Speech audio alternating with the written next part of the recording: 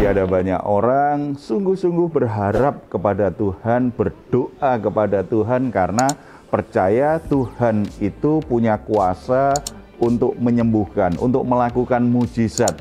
Tetapi ternyata mujizat yang ditunggu-tunggu tidak terjadi.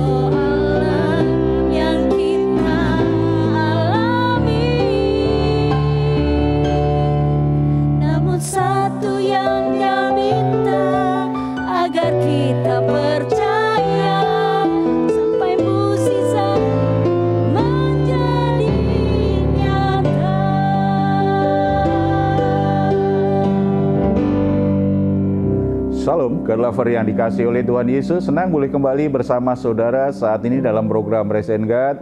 Saudara-saudara, setelah kita beraktivitas sepanjang hari ini, mungkin saat ini kita butuh waktu untuk istirahat. Baik secara fisik, secara jiwani kita perlu istirahat karena beban pekerjaan yang terlalu berat kita tanggung. Tuhan Yesus berkata kepada kita, marilah kepadaku semua yang letih lesu dan berbeban berat. Aku akan memberi kelegaan kepadamu. Ini undangan yang sangat indah sekali karena Tuhan kita mengundang kita. Kalau kamu saat ini berbeban berat, itu waktu terbaik kita datang kepada Dia. Tuhan akan memberi kelegaan. Mari hampiri Dia, mari bawa semua beban berat kita. Mari percayai bahwa dalam hadirat Tuhan kita semua akan bisa beristirahat, bisa alami kelegaan dan damai sejahtera. Kita bersatu dalam doa. Bapa di surga, kami ucap syukur karena anugerah-Mu begitu sempurna dalam hidup kami. Engkau mengundang kami untuk menghampiri-Mu dan Engkau akan memberi kami kelegaan. Bapa, kami datang kepadamu membawa semua keletihan, semua beban berat yang kami alami, pergumulan-pergumulan hidup kami. Kami sangat percaya ketika kami boleh menikmati hadirat Tuhan. Hadirat Tuhan itu memberi kami ketenangan, kelegaan, kebebasan, sehingga kami bisa menikmati waktu-waktu istirahat dengan baik. Kami kembali segar, kami kembali menjadi memiliki stamina yang baik menjalani hari-hari kami. Dan kami juga sangat percaya Tuhan akan memberi kami pertolongan untuk mengatasi semua masalah-masalah yang saat ini sedang kami alami. Ini kami Bapa, ini pujian penyembahan kami dalam nama Tuhan Yesus kami berdoa. Amin. Puji Tuhan, karena Allah kita adalah Tuhan yang Maha Kuasa yang sanggup mengerjakan segala keajaiban. Saudara-saudara, sebelum kita sharing firman Tuhan saat ini, kita akan mendengar dulu ada satu permohonan doa yang akan kita sharingkan setelah ini. Silahkan Kak Vero membacakannya. Ya, ini ada permohonan doa.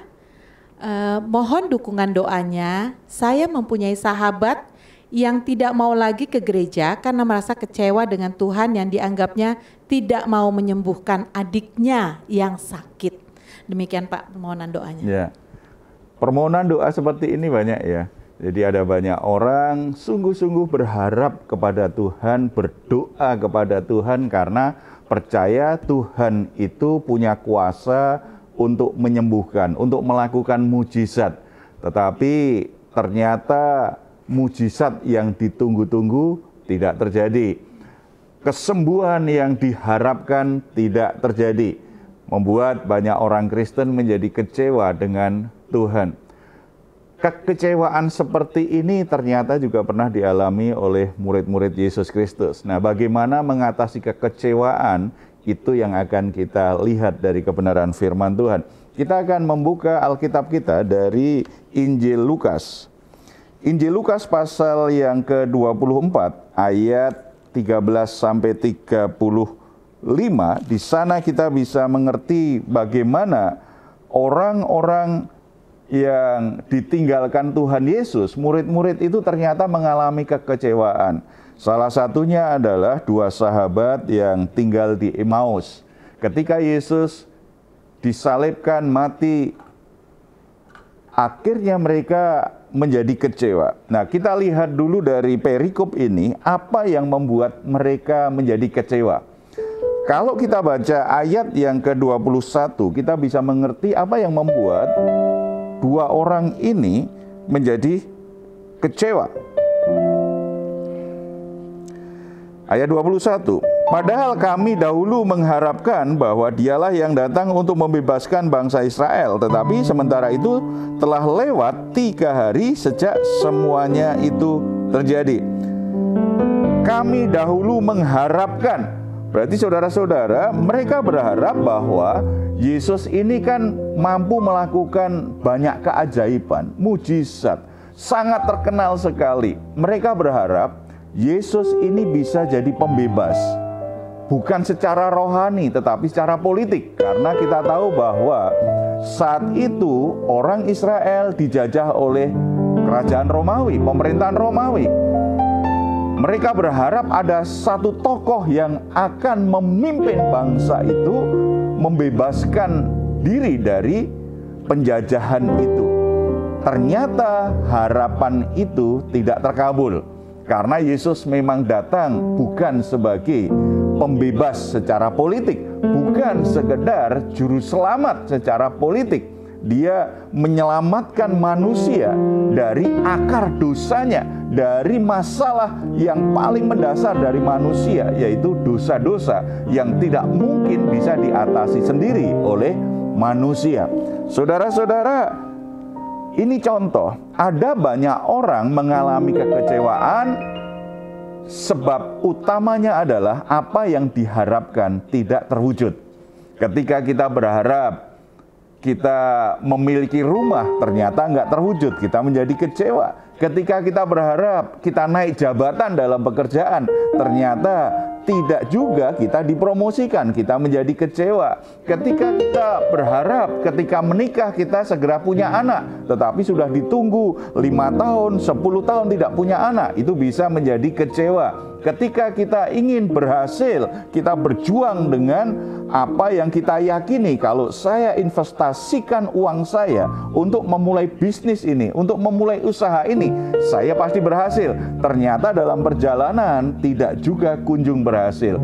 Apa yang kita harapkan ternyata tidak terwujud, maka hati kita menjadi kecewa. Saudara-saudara, ketika ada hal-hal yang mengecewakan seperti itu, kita harus mengerti yang menjadi penyebabnya apa. Mengapa Tuhan tidak mengabulkan pengharapan murid-muridnya untuk membebaskan Israel dari penjajahan? Karena itu tidak sesuai dengan rancangan Tuhan, agenda Tuhan. Yesus datang ke dunia ini untuk menjadi juru selamat atas dosa-dosa yang menguasai hidup manusia. Jadi kita bisa mengerti ketika harapan kita tidak terwujud, bisa jadi apa yang kita harapkan tidak selaras dengan agendanya Tuhan, tidak selaras dengan ketetapannya Tuhan. Bisa juga harapan tidak terwujud karena tidak sesuai dengan kapasitas kita, tidak sesuai dengan kemampuan kita. Kalau kita membaca kisah tentang perumpamaan tentang talenta, Tuhan Tuhan itu memberi kepada setiap orang sesuai dengan kesanggupannya. Nah, ketika kita berharap Tuhan mengabulkan doa kita, kenapa Tuhan tidak mengabulkannya? Bisa jadi karena itu tidak sesuai dengan kehendak Tuhan terkait dengan ketika Tuhan lihat, ini kamu nggak sanggup, tidak sanggup. Kesanggupanmu yang lain. Karena Tuhan memberi kita talenta yang khusus. Tuhan memberi kita peluang yang khusus. Tuhan memberi kita karunia rohani yang khusus. Harus sesuai dengan apa yang Tuhan sudah tetapkan. Kamu sanggup atau enggak? Tuhan lihat itu. Tuhan ingin kita lakukan yang lain. Atau mungkin juga kita terlalu memaksakan diri. Ada banyak orang kan punya ambisi yang terlalu kuat, terlalu besar, menjadi orang-orang yang ambisius, memaksakan keinginannya, padahal tidak hanya sejalan dengan Tuhan, tidak hanya tidak sesuai dengan kesanggupannya, tetapi mungkin memang dilandasi, didorong oleh motivasi yang salah. Kita mesti cek, mengapa harapan kita tidak terwujud? Kalau kita hanya memelihara kekecewaan saja, itu justru akan membuat kita semakin jauh dari jalan-jalannya Tuhan. Dua sahabat ini pulang ke kampung halamannya, ke Emmaus, meninggalkan Yerusalem, meninggalkan tempat di mana Tuhan akan memulai membangun gerejanya, meninggalkan rancangan Tuhan karena merasa kecewa. Ini alasan pertama, mengapa ada orang yang menjadi kecewa? Karena harapannya tidak terwujud. Ya. Kita lihat bagian berikutnya. Ketika mereka menjadi kecewa, dampaknya apa? Saudara, kekecewaan itu akan merusak banyak hal, ya, termasuk hubungan kita dengan Tuhan, merusak iman kita. Coba kita perhatikan ayat 16. Tetapi ada sesuatu yang menghalangi mata mereka sehingga mereka tidak dapat mengenal Dia. Ini orang yang kecewa karena Tuhan tidak mewujudkan harapan dia. Berarti kan orang yang mengikut Tuhan dengan setia. Tetapi ketika mereka pulang ke Emmaus, Tuhan datang kok tidak mengenali Tuhan. Kan aneh. Kecewa dengan Tuhan, begitu datang menghampiri dia, dia tidak mengenalnya. 3,5 tahun mereka mengikuti Tuhan, tetapi kok tidak kenal Tuhan. Saudara-saudara, kekecewaan itu bisa menghalangi kondisi rohani kita untuk tidak bisa mengerti, untuk mengenali, bahkan menikmati hadirat Tuhan. Ada banyak orang menjadi kecewa, dan kalau dibiarkan kekecewaan itu, rohaninya makin lama makin padam, bahkan akhirnya menjadi mati. Banyak orang akhirnya semakin jauh dari Tuhan, akhirnya menjadi terhilang gara-gara kekecewaan. Dalam hidup ini ada banyak harapan yang tidak terkabul dalam hidup kita. Kekecewaan itu manusiawi, tetapi Tuhan ingin kita bisa mengatasi kekecewaan kita dengan benar, dengan baik, supaya hidup kita tidak dikuasai kekecewaan, hidup kita tidak didorong oleh kekecewaan, hidup kita tidak dirusak oleh kekecewaan. Karena Tuhan punya rancangan yang indah untuk masa depan kita. Saya ketemu banyak orang karena kecewa dengan suaminya, dia tinggalkan rumah begitu saja. Saya ketemu banyak anak-anak muda yang pergi dari rumahnya, meninggalkan rumahnya karena kecewa dengan orang tuanya, sehingga hidupnya jadi kacau balau.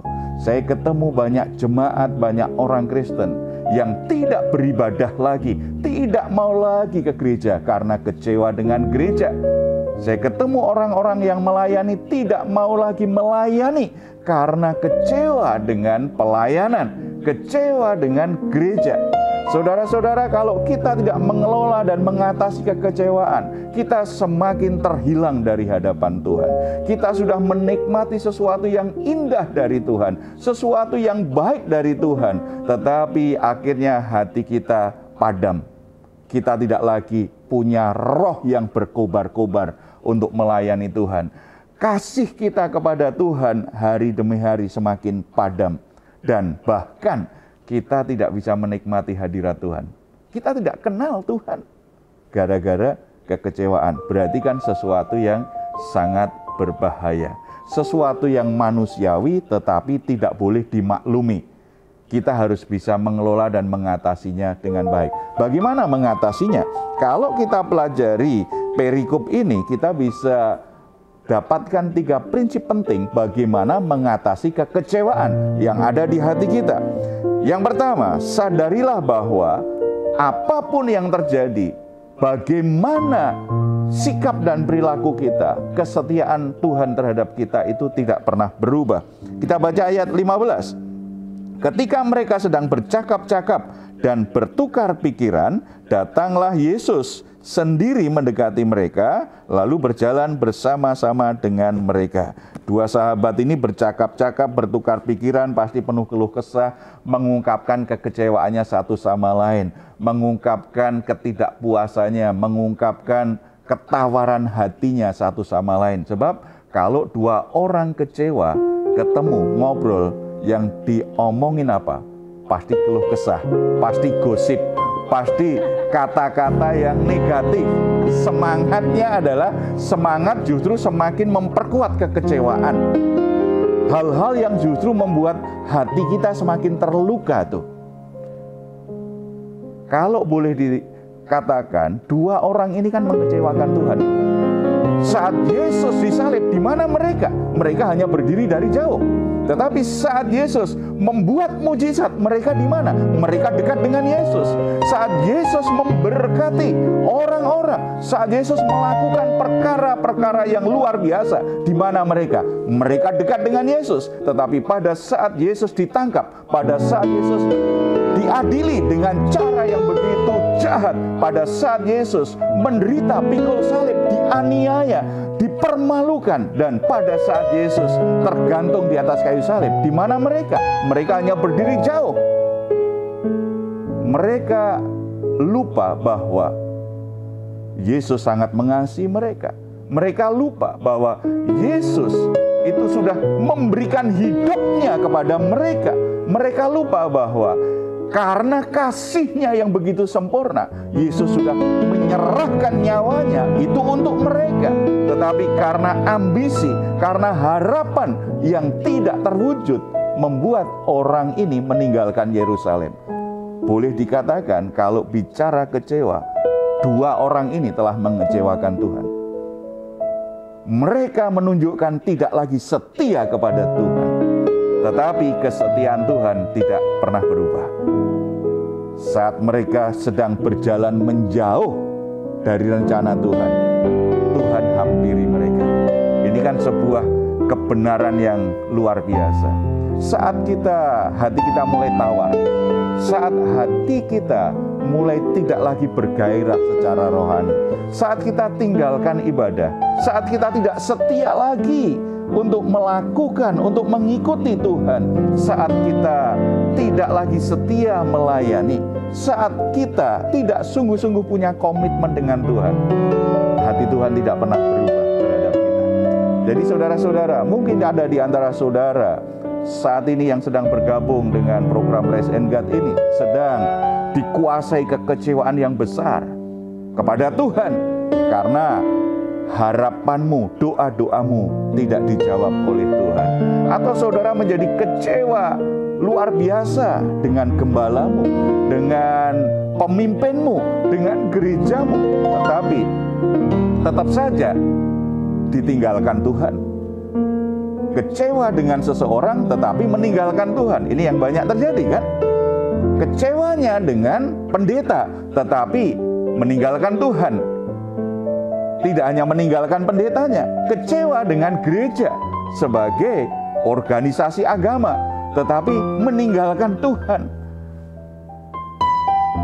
Apapun yang sudah engkau perbuat, kemanapun engkau pergi, bagaimanapun kekecewaan yang ada di hatimu, bahkan engkau sudah menjadi tawar hati terhadap hal-hal rohani, Tuhan tetap setia kepadamu. Tuhan tetap ingin datang kepadamu, ingin memulihkan hatimu, ingin membuat hatimu kembali bergairah untuk mengikuti Dia, untuk menikmati anugerahnya. Dan yang kedua, saudara, Tuhan menghampiri mereka, kemudian mengajak bicara itu, ngobrol dengan mereka. Kalau kita baca ayat 17 dan 18 ya, Yesus berkata kepada mereka, apakah yang kamu percakapkan sementara kamu berjalan? Maka berhentilah mereka dengan muka muram. Seorang dari mereka namanya Kleopas menjawabnya, adakah engkau satu-satunya orang asing yang di Yerusalem yang tidak tahu apa yang terjadi di situ pada hari-hari belakangan ini? Berarti mereka cerita dengan Tuhan apa yang terjadi, apa yang membuat mereka kecewa, apa yang membuat mereka pesimis lagi kalau tetap di Yerusalem, lebih baik kami pulang kampung saja. Yang membuat mereka tidak setia lagi dengan Tuhan, yang membuat mereka tinggalkan komitmen mereka dengan Tuhan. Mereka cerita. Berarti ini rahasia kedua ini. Yang pertama tadi, kita harus percaya Tuhan tetap mencari kita, Tuhan tetap menghampiri kita, Tuhan tetap ingin bersama-sama dengan kita. Dan yang kedua, kita harus jujur dengan Tuhan. Apa yang membuat kita itu menjadi kecewa? Kita ceritakan kepada Tuhan dengan jujur. Ini loh Tuhan yang membuat aku kecewa. Ini loh sebenarnya yang aku rasakan. Keadaanku gini, aku sangat terguncang sekali. Hatiku sangat kecewa sekali. Kita jujur di hadapan Tuhan. Tetapi bukan sekedar curhat, tetapi karena kita tahu aku nggak mau dikuasai kekecewaan terus. Sebab ada banyak orang rajin curhat, dikit-dikit curhat, dikit-dikit cerita tentang apa yang membuat dia kecewa, tetapi tidak mau berubah, tidak mau keluar dari kondisi itu. Kalau ingin kita bisa mengatasi kekecewaan, kita perlu cerita, dan cerita yang utama dengan Tuhan. Apa yang kau rasakan, tetapi tidak sekedar curhat, karena kita ingin bebas dari perasaan kecewa. Kita ingin kembali bergairah dalam Tuhan. Kita ingin kembali penuh kasih. Kasih kita kembali menyala-nyala terhadap Tuhan. Kita tidak mau jauh dari Tuhan. Itu yang kedua. Dan yang ketiga, kalau kita baca perikop ini selanjutnya ya, mereka kemudian kan menawarkan diri, mengundang Yesus untuk makan bersama nih. Mari mampir. Mereka belum tahu bahwa itu Yesus. Mereka sudah sampai rumah, mereka kemudian mengundang Yesus untuk makan bersama-sama. Ayat 32, kata mereka seorang kepada, 31 dulu ya. Ketika itu terbukalah mata mereka dan mereka pun mengenal dia. Tetapi ia lenyap dari tengah-tengah mereka. Dan kata mereka seorang kepada yang lain, bukankah hati kita berkobar-kobar ketika ia berbicara dengan kita di tengah jalan dan ketika ia menerangkan kitab suci kepada kita? Jadi yang ketiga ini, kita tidak sekedar curhat, tetapi karena kita kembali perbaiki persekutuan kita yang rusak. Ketika kita kecewa dengan Tuhan, biasanya persekutuan kita dengan Tuhan rusak. Tidak hanya tinggalkan ibadah, doa pun males, memuji Tuhan hambar. Hati kita benar-benar tawar dengan hal rohani. Kalau kita ingin bisa bebas dari kekecewaan kita, bangun kembali persekutuan kita dengan Tuhan. Bangun kembali misbah pribadi kita dengan Tuhan. Bangun kembali waktu-waktu kita bisa menikmati hadirat Tuhan, memuji Tuhan, menikmati kebenaran Tuhan. Itu harus dibangun kembali. Mungkin hari pertama biasa saja, hari kedua biasa saja, tetapi namanya sebuah persekutuan. Itu kan harus dilakukan dengan setia, dengan konsisten. Karena kita menyadari, saya butuh persekutuan ini dengan Tuhan. Sampai kita bisa menikmati kembali persekutuan yang begitu indah, yang begitu intim dengan Tuhan. Ketika tiga hal ini kita lakukan, maka kita akan bebas dari kekecewaan. Kita akan bisa mengatasi perasaan kecewa itu, dan kita melihat sisi yang lain. Bagaimana Tuhan bekerja lewat hal-hal yang kemarin mengecewakan. Ternyata Tuhan punya rencana yang saya tidak paham. Kita akan punya sudut pandang yang berbeda untuk melewati semuanya. Mari kita bersatu dalam doa.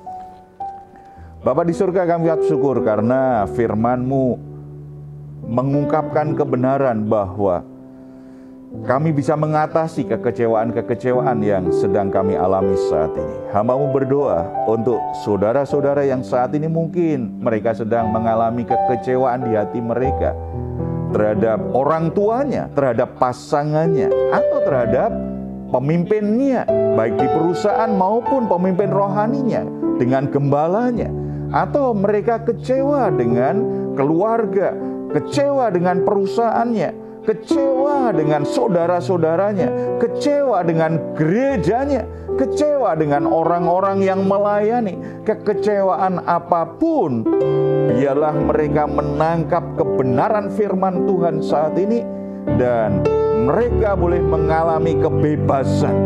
Mereka membuka diri untuk diperbaharui oleh kebenaran firman Tuhan. Mereka meresponi kebenaran firman Tuhan ini, Tuhan. Seiring respon positif mereka terhadap kebenaran firman Tuhan, mari Bapa, Engkau membebaskan setiap hati dari kekecewaan-kekecewaan yang mereka alami. Tuhan memberi mereka sukacita kembali. Tuhan kembali mengarahkan hati mereka untuk bisa mengerti kehendak Tuhan, dan Tuhan mengobarkan kembali hati mereka dalam kegairahan yang semakin besar untuk beribadah, untuk melayani Tuhan, untuk mengikuti Tuhan, untuk kembali mencintai keluarganya, untuk kembali berkomitmen baik di dalam keluarga, dalam pekerjaan, dalam pelayanan, di mana mereka saat ini, selama ini menjadi kecewa. Tuhan pulihkan hatinya, Tuhan kembali beri mereka semangat yang berkobar-kobar untuk berjalan bersama-sama dengan Tuhan. Ubahkan segala sesuatu yang ada menjadi baik adanya. Rumah tangga diberkati, pekerjaan diberkati, pelayanan diberkati, kehidupan rohaninya kembali bertumbuh dengan baik. Nama-Mu dipuji, dimuliakan, dalam nama Tuhan Yesus kami berdoa. Amin. Puji Tuhan. Saudara-saudara, jangan anggap remeh perasaan kecewa yang ada di hati kita. Harus segera diatasi bersama-sama dengan Tuhan. Kalau saat ini saudara sedang mengalami pergumulan, saudara membutuhkan dukungan doa, silahkan menghubungi nomor telepon yang tertera di layar saudara. Tim doa kami akan mendukung saudara dalam doa. Tetap percaya, doa orang benar besar kuasanya. Kalau saudara ingin memberikan komentar, silahkan menuliskannya di ruang komentar yang ada di channel Diaspora TV. Kami tunggu. Mazmur 4 ayat 8-9. Engkau telah memberikan sukacita kepadaku lebih banyak daripada mereka ketika mereka kelimpahan gandum dan anggur. Dengan tentram aku mau membaringkan diri, lalu segera tidur. Sebab Engkaulah ya Tuhan yang membiarkan aku diam dengan aman. Puji Tuhan, selamat malam, selamat beristirahat. Tuhan Yesus memberkati kita semuanya. Amin.